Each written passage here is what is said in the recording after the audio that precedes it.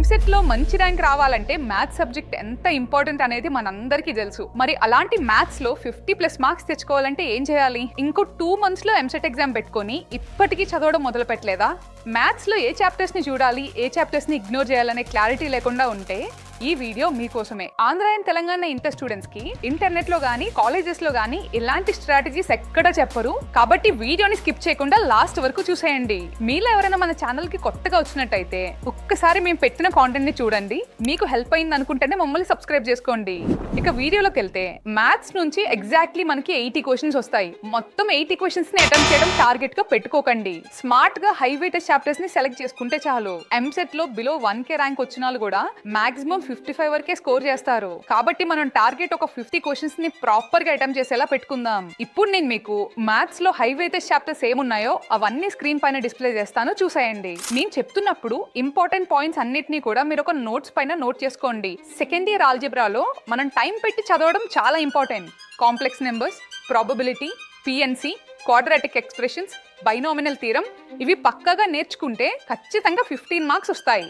Definite integrals and differential equations short cuts తో ఈజీగా solve అయిపోతాయి. First year vectors, product of vectors, dot product, cross product, scalar, triple product ఇవి clear గా చేసుకుంటే మంచి marks వస్తాయి. First year functions concept simple గా ఉంటాయి. టైం ఎక్కువ పెట్టే చాప్టర్, మార్క్స్ కూడా ఎక్కువ వచ్చే ఛాన్సెస్ ఉంటాయి. నెక్స్ట్ మనకి coordinate geometry, circle, parabola, standard equations and tangent normals. అలానే first year algebra, matrices and determinants, functions, application of derivatives, maxima ఇలా కొన్ని ప్రయారిటీ వైజ్ గా చెప్పాను. ముందు ఈ ప్రయారిటీ లిస్ట్ ని బట్టి ప్రిపరేషన్ మొదలు పెట్టేయండి. ఇప్పుడు మనకి PYQ strategy. Last 10 years EAMCET papers ని సాల్వ్ చేయండి. Same concept every year repeat అవుతుంది.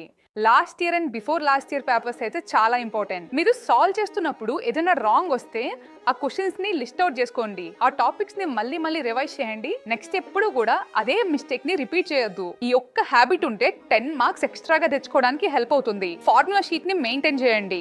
రోజు చదివిన చాప్టర్ ఫార్ములాస్ ని ఒక నోట్స్ లో ప్రిపేర్ చేసుకోండి. Especially integration, standard forms, trigonometric identities, vector formulas, complex number properties, probability formulas.